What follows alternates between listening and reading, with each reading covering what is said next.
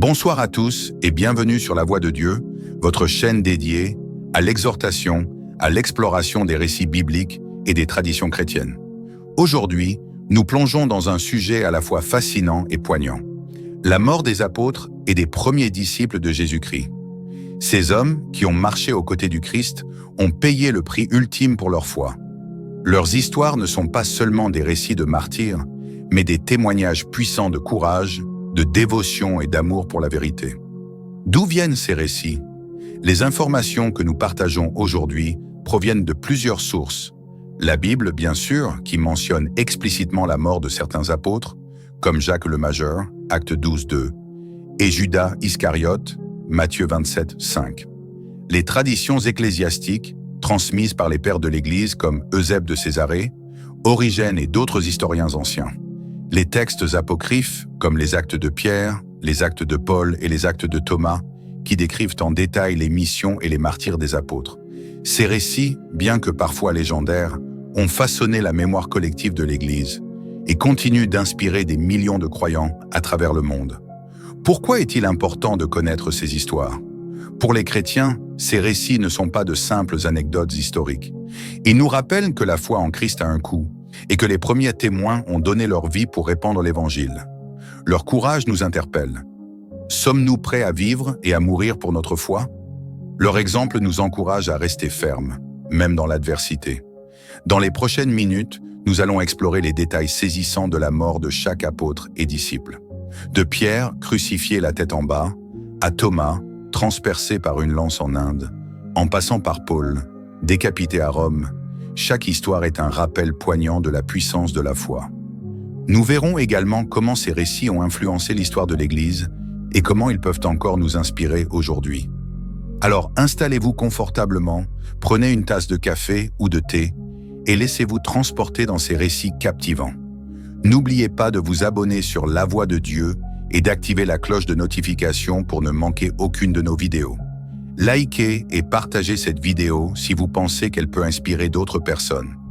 Maintenant, plongeons ensemble dans ces histoires qui ont changé le monde. Commençons par Simon-Pierre. Origine et appel. Pierre, de son vrai nom Simon, était un pêcheur originaire de Bethsaïde en Galilée. Il vivait à Capharnaüm avec son frère André, qui l'a amené à Jésus. Jésus lui a donné le nom de Cépha, Pierre, signifiant rocher, en disant « Tu es Pierre, et sur cette pierre je bâtirai mon église ». Matthieu 16:18. Pierre est devenu l'un des disciples les plus proches de Jésus, présent lors d'événements clés comme la transfiguration et la prière à Gethsémani. Son rôle parmi les apôtres. Pierre était considéré comme le chef des apôtres et souvent leur porte-parole. Bien qu'il ait renié Jésus 3 fois avant la crucifixion, Matthieu 26, 69 à 75, il a été restauré après la résurrection. Lorsque Jésus lui a demandé 3 fois « M'aimes-tu » Jean 21, 15 à 17. Pierre a joué un rôle central dans l'Église primitive, prêchant à la Pentecôte, Acte 2, et ouvrant la porte de l'Évangile aux païens avec la conversion de Corneille, Acte 10. Sa mission et son martyre. Pierre a prêché en Judée, en Galilée et à Antioche avant de se rendre à Rome, où il a été confronté à la persécution de Néron. Selon la tradition, il a été arrêté et condamné à la crucifixion. Se considérant indigne de mourir comme Jésus, il a demandé à être crucifié la tête en bas. Cette tradition est rapportée par des auteurs anciens comme Origène et Eusèbe de Césarée. Pierre est mort en martyr vers 64 à 68 après Jésus-Christ et sa tombe est traditionnellement située sous la basilique Saint-Pierre à Rome. André, frère de Pierre. André, originaire de Bethsaïde en Galilée, était pêcheur comme son frère Simon, Pierre. Avant de rencontrer Jésus, il était disciple de Jean-Baptiste. C'est Jean-Baptiste qui lui a désigné Jésus en disant « Voici l'agneau de Dieu ». Jean 1er 36. André a immédiatement suivi Jésus et est devenu l'un de ses premiers disciples. Il a ensuite amené son frère Pierre à Jésus, lui disant « Nous avons trouvé le Messie ». Jean 1, 41. Son rôle parmi les apôtres. André est souvent décrit comme un apôtre discret, mais dévoué. Dans les évangiles, il apparaît comme celui qui amène les gens à Jésus, comme lors de la multiplication des pains, où il présente le jeune garçon avec 5 pains et 2 poissons. Jean 6, 8 à 9. Après la résurrection de Jésus, André a joué un rôle clé dans la propagation de l'Évangile. Sa mission et son martyre. André a prêché l'Évangile en Grèce, en Asie mineure et en Scythie, région correspondant à l'Ukraine et à la Russie actuelle. À Patras, en Grèce, il a été arrêté par le gouverneur romain Égée, qui lui a ordonné de sacrifier aux dieux païens. Refusant de renier sa foi, André a été condamné à la crucifixion. Selon la tradition, il a été attaché à une croix en forme de X, appelée depuis la croix de Saint-André. Il a prêché pendant 2 jours avant de mourir, encourageant les chrétiens à rester fidèles. Sa mort est datée vers 60 après Jésus-Christ et il est considéré comme le saint patron de l'Écosse, de la Grèce et de la Russie. Son héritage. André est vénéré pour son humilité et son dévouement à amener les autres à Jésus. Sa vie nous rappelle que même les disciples les moins visibles ont joué un rôle essentiel dans l'histoire de la foi. Sa croix en X est devenue un symbole puissant de son amour pour le Christ jusqu'à sa mort. Jacques le Majeur, fils de Zébédée. Origine et appel, Jacques, fils de Zébédée et frère de Jean, était un pêcheur sur le lac de Galilée. Avec son frère, il a été appelé par Jésus alors qu'il réparait ses filets, Matthieu 81 à 22. Jésus les a surnommés Boanerges, c'est-à-dire fils du tonnerre, Marc 3,17, en raison de leur caractère passionné. Jacques faisait partie du cercle restreint des disciples présents lors d'événements clés comme la transfiguration, Matthieu 17, 1 à 9, et la prière à Gethsémani, Marc 14, 33 à 42. Son rôle parmi les apôtres. Jacques était l'un des disciples les plus proches de Jésus, mais il est moins mentionné que Pierre ou Jean dans les évangiles. Avec son frère Jean, il a montré un zèle parfois excessif, comme lorsqu'il a demandé à Jésus de faire descendre le feu du ciel sur un village samaritain, Luc 9, 94. Il a également demandé à Jésus une place d'honneur dans son royaume, Marc 18, 25 à 40, ce qui a suscité des tensions parmi les disciples. Son martyr. Jacques a été le premier apôtre à être martyrisé. Vers 44 après Jésus-Christ, le roi Hérode Agrippa Ier a ordonné son exécution par l'épée, Acte 12, 1 à 2. Cette mort violente a marqué le début des persécutions contre l'Église primitive. Selon la tradition, avant son exécution, Jacques aurait converti son geôlier, qui se serait joint à lui dans le martyre. Son héritage. Jacques est vénéré comme le saint patron de l'Espagne, où la tradition rapporte qu'il a prêché l'Évangile. Le pèlerinage de Saint-Jacques de Compostelle, en Galice, est l'un des plus importants au monde. Sa mort précoce rappelle le coût de la fidélité à Jésus et inspire les croyants à rester fermes dans leur foi, même face à la persécution. Jean, fils de Zébédée, frère de Jacques. Origine et appel. Jean, fils de Zébédée et frère de Jacques, était un pêcheur sur le lac de Galilée. Avec son frère, il a été appelé par Jésus alors qu'il réparait ses filets, Matthieu 81 à 22. Jésus les a surnommés Boanerges, c'est-à-dire fils du tonnerre, Marc 3,17, en raison de leur caractère passionné. Jean faisait partie du cercle restreint des disciples présents lors d'événements clés comme la transfiguration, Matthieu 17, 1 à 9, et la prière à Gethsémani, Marc 14, 33 à 42. Son rôle parmi les apôtres. Jean est souvent appelé le disciple bien-aimé dans son évangile, Jean 13, 23, 19, 26, 20, 02. Il était particulièrement proche de Jésus et a été témoin de moments intimes, comme la scène, Jean 13, 23, 25, et la crucifixion, où Jésus lui a confié la garde de sa mère, Marie, Jean 19, 26, 27. Après la résurrection, Jean a joué un rôle central dans l'Église primitive, travaillant aux côtés de Pierre, Acte 3, 1 à 10, 8, 14 à 17. Sa mission et sa longévité. Jean a prêché en Judée et en Samarie avant de s'installer à Éphèse, en Asie mineure, Turquie actuelle. Sous le règne de l'empereur Domitien, il a été exilé sur l'île de Patmos, où il a écrit l'Apocalypse, Révélation. Après la mort de Domitien, il est retourné à Éphèse, où il a écrit son évangile et 3 épîtres. Jean est le seul apôtre à ne pas avoir été martyrisé. Il est mort de vieillesse vers 100 après Jésus-Christ, entouré de ses disciples. Son héritage. Jean est vénéré pour son amour profond pour Jésus et sa théologie centrée sur l'amour de Dieu. 1 Jean 4, 8. Son évangile, souvent appelé l'évangile spirituel, met l'accent sur la divinité de Jésus et la vie éternelle. L'Apocalypse, quant à elle, offre une vision prophétique de la fin des temps. Jean est un modèle de fidélité et de contemplation, rappelant aux croyants l'importance de l'amour et de la vérité. Philippe, origine et appel. Philippe était originaire de Bethsaïde, la même ville que Pierre et André, Jean 1er 44. Il a été directement appelé par Jésus, qui lui a dit « Suis-moi » Jean 1 43.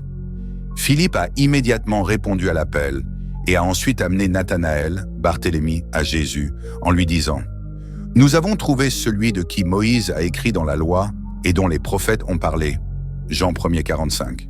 Son rôle parmi les apôtres. Philippe apparaît plusieurs fois dans l'évangile de Jean. Par exemple, lors de la multiplication des pains, Jésus lui demande « Où achèterons-nous des pains pour que ces gens aient à manger ?» Jean 6, 5 à 7. Philippe répond avec réalisme, montrant son côté pratique. Plus tard, lors de la dernière scène, il demande à Jésus « Seigneur, montre-nous le Père, et cela nous suffit. » Jean 14, 8. Ce qui donne à Jésus l'occasion de révéler sa relation unique avec le Père, sa mission et son martyre. Après la résurrection de Jésus, Philippe a prêché l'évangile en Grèce, en Phrygie, Turquie actuelle, et en Syrie. Selon la tradition, il a été martyrisé à Hiérapolis, en Phrygie, sous le règne de l'empereur Domitien, vers 80 après Jésus-Christ. Il aurait été crucifié la tête en bas ou lapidé, puis décapité. Sa mort est un témoignage de son engagement à répandre l'évangile, même dans des régions hostiles. Son héritage. Philippe est souvent associé à la conversion de l'eunuque éthiopien, Actes 8, 26-40, un récit qui souligne son rôle dans l'expansion de l'Église au-delà des frontières d'Israël. Il est vénéré comme un modèle de zèle missionnaire et de fidélité à Jésus. Barthélemy, Nathanaël. Origine et appel. Barthélemy, dont le nom signifie « fils de Tolmaï », est souvent identifié à Nathanaël, mentionné dans l'évangile de Jean. Originaire de Cana en Galilée, Jean 20 et 1-2, il a été amené à Jésus par Philippe, qui lui a dit « Nous avons trouvé celui de qui Moïse a écrit dans la loi et dont les prophètes ont parlé. Jésus de Nazareth. » Jean 1,45. Initialement sceptique, Nathanaël a été convaincu lorsque Jésus lui a révélé qu'il l'avait vu sous le figuier avant même qu'ils ne se rencontrent. Jean 1,47-49. Il a alors déclaré « Rabbi, tu es le Fils de Dieu, tu es le roi d'Israël. » Son rôle parmi les apôtres.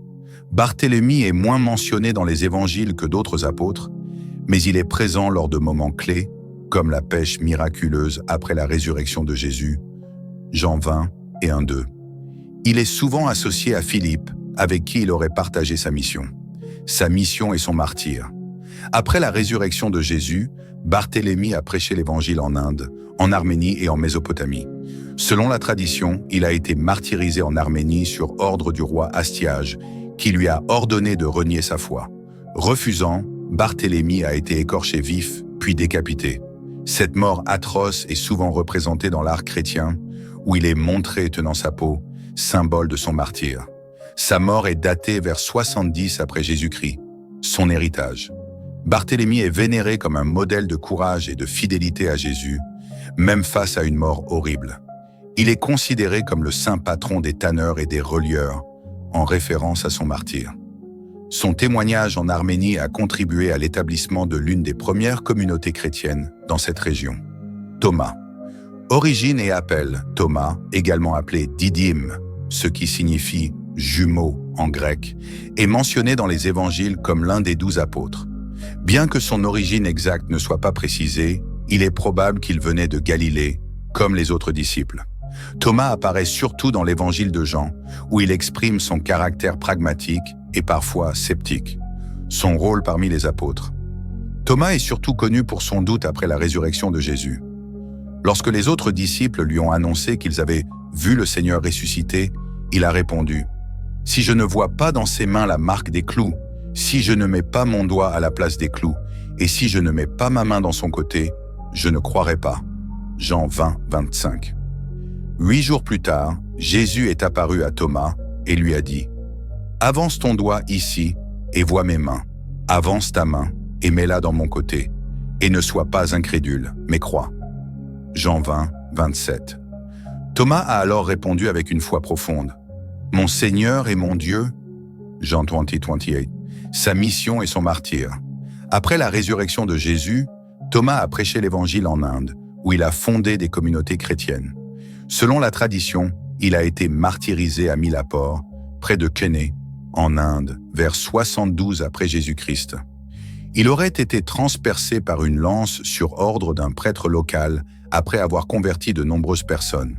Les chrétiens de Saint Thomas en Inde revendiquent son héritage spirituel et considèrent Thomas comme le fondateur de leur Église. Son héritage. Thomas est souvent considéré comme un modèle de foi qui grandit à travers le doute. Son histoire montre que même ceux qui doutent peuvent atteindre une foi profonde et sincère. Il est vénéré comme le saint patron des architectes et des bâtisseurs, en référence à la tradition selon laquelle il aurait construit une église en Inde. Matthieu et Lévi. Origine et appel. Matthieu, également connu sous le nom de Lévi, était un collecteur d'impôts à Capharnaüm avant de rencontrer Jésus. Les collecteurs d'impôts étaient souvent méprisés par les Juifs, car ils collaboraient avec les Romains et étaient considérés comme des pécheurs. Un jour, alors qu'il était assis à son bureau de péage, Jésus l'a appelé en disant « Suis-moi » Matthieu 9, 9. Sans hésiter, Matthieu a quitté son travail et a suivi Jésus. Son rôle parmi les apôtres. Matthieu est surtout connu pour avoir écrit l'Évangile selon Matthieu, qui met l'accent sur l'accomplissement des prophéties juives en Jésus. Son évangile commence par une généalogie de Jésus, reliant sa mission à l'histoire d'Israël. Matthieu a également organisé un grand festin chez lui pour Jésus, auquel il a invité d'autres collecteurs d'impôts et pécheurs, suscitant la critique des pharisiens. Luc 5, 29 à 32. Sa mission et son martyr. Après la résurrection de Jésus, Matthieu a prêché l'Évangile en Judée, en Éthiopie et en Perse. Selon la tradition, il a été martyrisé en Éthiopie, où il a été poignardé ou brûlé vif sur ordre du roi Hyrtacus, vers 70 après J.C. Sa mort est un témoignage de son engagement à répandre l'Évangile, même dans des régions hostiles. Son héritage. Matthieu est vénéré comme un modèle de transformation radicale. De collecteur d'impôts méprisé, il est devenu un apôtre dévoué et un évangéliste inspiré. Son évangile, destiné principalement à un public juif, souligne que Jésus est le Messie promis et le roi du royaume de Dieu. Matthieu est le saint patron des comptables, des banquiers et des douaniers. Jacques le mineur, fils d'Alphée. Origine et appel. Jacques, appelé le mineur pour le distinguer de Jacques le majeur, fils de Zébédée, était le fils d'Alphée. Il est parfois identifié à Jacques, frère du Seigneur, mentionné dans les évangiles, Marc 6, 3, et dans les Actes des Apôtres, Actes 15, 13. Jacques a été appelé par Jésus pour devenir l'un des 12 apôtres, Matthieu 10, 3. Son rôle parmi les apôtres. Jacques le mineur est moins mentionné dans les évangiles que d'autres apôtres, mais il a joué un rôle important dans l'Église primitive. Selon la tradition, il a été le premier évêque de Jérusalem et a présidé le concile de Jérusalem, Acte 15, où il a joué un rôle clé dans la décision d'accueillir les païens dans l'Église sans leur imposer la loi mosaïque.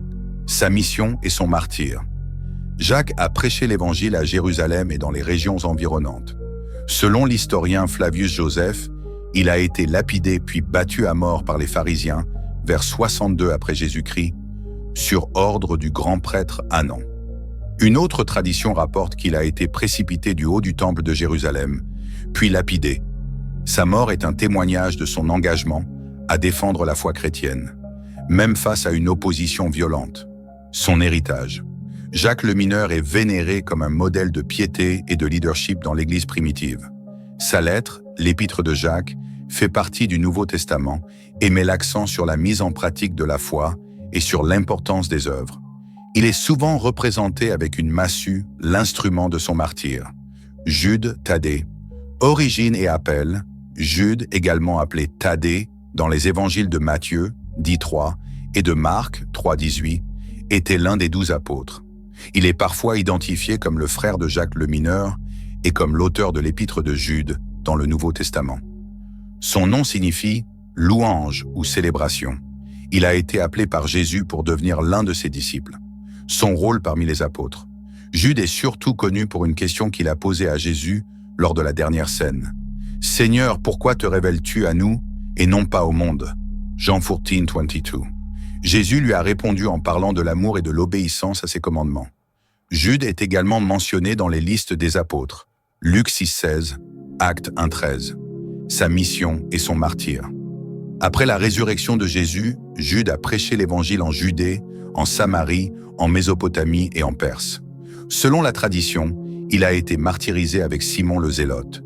Il aurait été tué à coups de massue ou décapité à Beyrouth ou en Arménie vers 65 après Jésus-Christ.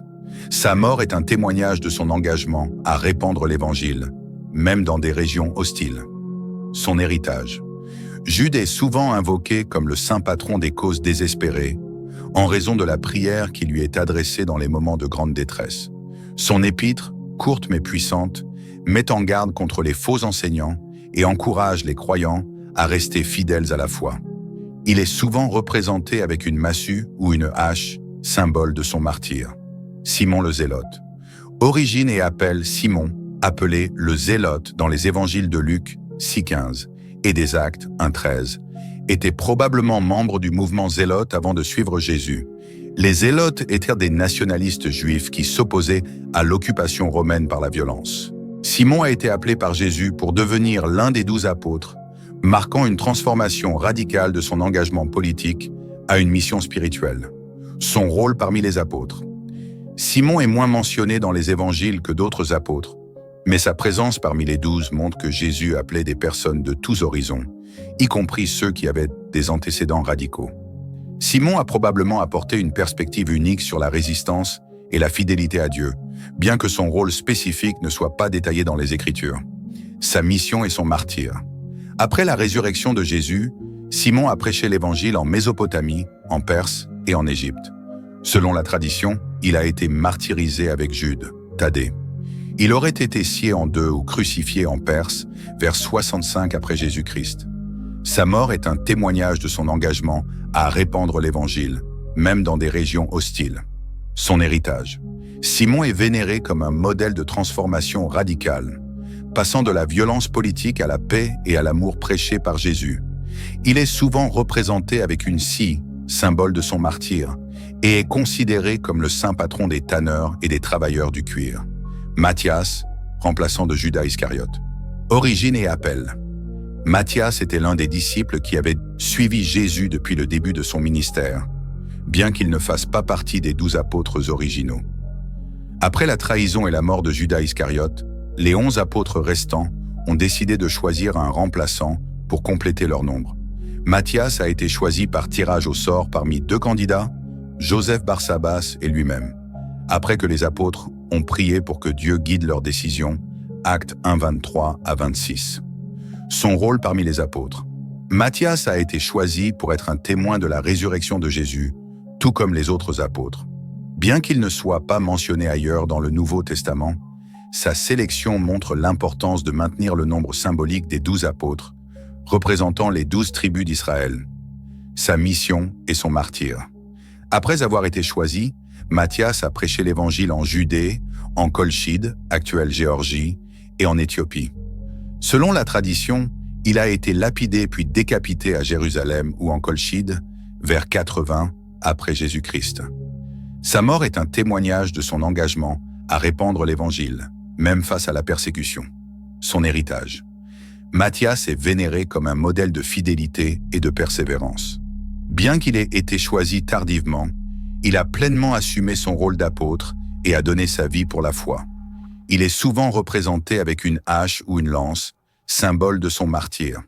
Paul, apôtre des gentils, origine et appel. Paul, né sous le nom de Saul de Tarse, en Cilicie, actuelle Turquie, était un pharisien zélé et un persécuteur des premiers chrétiens. Il a assisté à la lapidation d'Étienne, le premier martyr chrétien, Actes 7, 58. Cependant, sur le chemin de Damas, il a eu une rencontre transformative avec Jésus-Christ ressuscité, qui lui a demandé « Saul, Saul, pourquoi me persécutes-tu » Acte Ninfour. Après cette rencontre, Saul est devenu Paul et s'est converti au christianisme. Son rôle parmi les apôtres. Paul, bien qu'il ne fasse pas partie des 12 apôtres originaux, est considéré comme un apôtre en raison de sa mission spéciale auprès des gentils, les non-juifs. Il a entrepris 3 grands voyages missionnaires à travers l'Empire romain, fondant des églises en Asie mineure, en Grèce et à Rome. Ses lettres, épîtres, aux communautés chrétiennes, comme celles aux Romains, aux Corinthiens et aux Galates, sont des textes fondateurs de la théologie chrétienne. Sa mission et son martyre. Paul a prêché l'Évangile avec passion, malgré de nombreuses persécutions, emprisonnements et naufrages. 2 Corinthiens 11, 23 à 28. Arrêté à Jérusalem, il a été emmené à Rome pour être jugé. En tant que citoyen romain, il a échappé à la crucifixion et a été décapité sous le règne de Néron, vers 67 après JMC. Sa mort est un témoignage de son engagement à répandre l'Évangile jusqu'au bout. Son héritage. Paul est vénéré comme un modèle de transformation radicale et de dévouement à la mission. Ses écrits, qui constituent une grande partie du Nouveau Testament, ont profondément influencé la théologie chrétienne, en particulier sur des thèmes comme la grâce, la justification par la foi et l'universalité du salut. Il est souvent représenté avec une épée, symbole de son martyre, et un livre représentant ses épîtres. Judas Iscariote. Origine et appel. Judas Iscariote était l'un des 12 apôtres choisis par Jésus. Son nom, Iscariote, pourrait signifier qu'il venait de la ville de Kériote ou qu'il appartenait au groupe des Sicaires, des révolutionnaires juifs. Judas était chargé de la bourse commune des disciples, mais il était aussi connu pour son avarice. Jean 12, 6. Son rôle parmi les apôtres. Judas est surtout connu pour avoir trahi Jésus en le livrant aux autorités religieuses pour 30 pièces d'argent. Matthieu 26, 14 à 16. Lors de la dernière scène, Jésus a annoncé que l'un de ses disciples le trahirait et Judas a été identifié comme celui qui mettait la main dans le plat avec Jésus. Matthieu 26, 23, 25. Après avoir donné un baiser à Jésus pour le désigner aux soldats, Judas a conduit à son arrestation dans le jardin de Gethsémani, Matthieu 26, 47, 50. Sa mort. Rongé par le remords après avoir trahi Jésus, Judas a tenté de rendre les 30 pièces d'argent au chef des prêtres, mais ceux-ci ont refusé de les reprendre. Matthieu 27, 3 à 5. Il a ensuite se suicidé par pendaison. Matthieu 27, 5. Selon une autre tradition rapportée dans les Actes des Apôtres, Judas a acheté un champ avec l'argent de sa trahison, mais il y est tombé, s'est rompu les entrailles et est mort. Actes 1, 18 à 19. Ce champ a été appelé Akeldama, c'est-à-dire le champ du sang, son héritage. Judas est souvent considéré comme un symbole de trahison et de désespoir. Sa vie soulève des questions complexes sur la responsabilité, le libre arbitre et la grâce. Bien que son acte ait été prédit dans les Écritures, Psaume 41, 9, Jean 13, 18, il reste une figure tragique dans l'histoire chrétienne. Étienne, premier martyr chrétien. Origine et appel. Étienne était l'un des 7 diacres choisis par les apôtres pour servir la communauté chrétienne de Jérusalem, en particulier dans la distribution quotidienne de nourriture aux veuves. Acte 6, 1 à 6. Il était rempli de foi et d'Esprit Saint. Acte 6, 5, et accomplissait des miracles parmi le peuple. Son rôle dans l'Église primitive. Étienne était non seulement un serviteur, mais aussi un prédicateur puissant. Il a débattu avec des membres de la synagogue des affranchis qui n'ont pas pu résister à sa sagesse et à l'esprit qu'il inspirait. Acte 6, 9, 10. Accusé de blasphème, il a été traduit devant le Sanhédrin, le tribunal religieux juif, son discours et son martyre. Devant le Sanhédrin, Étienne a prononcé un discours passionné, retraçant l'histoire d'Israël et accusant ses juges de résister au Saint-Esprit et de trahir Jésus, le juste. Acte 7, 1 à 53. Furieux, les membres du Sanhédrin l'ont traîné hors de la ville et l'ont lapidé. Acte 7, 54 à 60. Parmi les témoins de cette exécution se trouvait Saul, futur Paul, qui approuvait ce meurtre. Acte 8, 1. Avant de mourir, Étienne a prié « Seigneur Jésus, reçois mon esprit, et Seigneur, ne leur impute pas ce péché. » Acte 7, 25, 60. Montrant une profonde ressemblance avec les paroles de Jésus sur la croix. Luc 23, 34, 46. Son héritage. Étienne est vénéré comme le premier martyr chrétien, un modèle de courage et de pardon. Sa mort a marqué le début d'une grande persécution contre l'Église, mais elle a aussi contribué à la diffusion de l'Évangile hors de Jérusalem, Actes 8, 1-4. Sa fête est célébrée le 26 décembre dans l'Église catholique. Jacques le Juste, frère de Jésus. Origine et famille, Jacques, appelé le Juste en raison de sa piété et de son intégrité, était l'un des frères de Jésus, Matthieu 13, 55, Marc 6, 3. Bien que les évangiles mentionnent que les frères de Jésus ne croyaient pas en lui pendant son ministère, Jean 7, 5, Jacques est devenu un disciple après la résurrection de Jésus, à qui Jésus serait apparu personnellement. 1 Corinthiens 15, 7. Son rôle dans l'Église primitive. Jacques a rapidement pris une place de leadership dans l'Église de Jérusalem. Il a présidé le Concile de Jérusalem, Acte 15, où il a joué un rôle clé dans la décision d'accueillir les païens dans l'Église sans leur imposer la loi mosaïque. Il était respecté pour sa sagesse et sa piété et était souvent consulté par les autres apôtres. Sa mort. Jacques a été martyrisé vers 62 après Jésus-Christ, selon l'historien Flavius Joseph. Le grand prêtre Anan II a profité de l'absence d'un gouverneur romain pour faire arrêter Jacques. Il a été lapidé puis battu à mort par les pharisiens. Une autre tradition rapporte qu'il a été précipité du haut du temple de Jérusalem, puis lapidé. Avant de mourir, il aurait prié pour ses bourreaux, imitant Jésus sur la croix. Son héritage. Jacques est vénéré comme un modèle de piété et de leadership. Il est l'auteur de l'épître de Jacques dans le Nouveau Testament, qui met l'accent sur la mise en pratique de la foi et sur l'importance des œuvres. Jacques 2, 14, 26. Il est souvent représenté avec une massue, l'instrument de son martyre. Frères et sœurs en Christ, nous arrivons à la fin de ce voyage, à travers les vies et les martyrs des apôtres et des premiers disciples de Jésus. Leurs histoires ne sont pas seulement des récits du passé, mais des témoignages vivants de la puissance de la foi, de l'amour et de la grâce de Dieu. Ces hommes, malgré leurs faiblesses et leurs doutes, ont été transformés par la rencontre avec Jésus et ont donné leur vie pour répandre l'Évangile. Leur courage nous rappelle que la foi en Christ a un coût, mais aussi une récompense éternelle. Comme l'a dit Jésus, « Celui qui perdra sa vie à cause de moi la retrouvera » Matthieu 16, 25. Les apôtres nous montrent que, même dans les moments les plus sombres, la lumière de Christ brille toujours. Alors, chers amis, que leur vie nous inspire à rester fermes dans notre foi, à partager l'amour de Jésus autour de nous et à vivre chaque jour avec la conviction que notre espérance est en lui. N'oubliez pas de vous abonner à La Voix du Ciel pour plus de contenu inspirant et partagez cette vidéo avec ceux qui ont besoin d'entendre ce message de foi et d'espérance. Que la paix de Christ, qui surpasse toute intelligence, garde vos cœurs et vos pensées. Amen.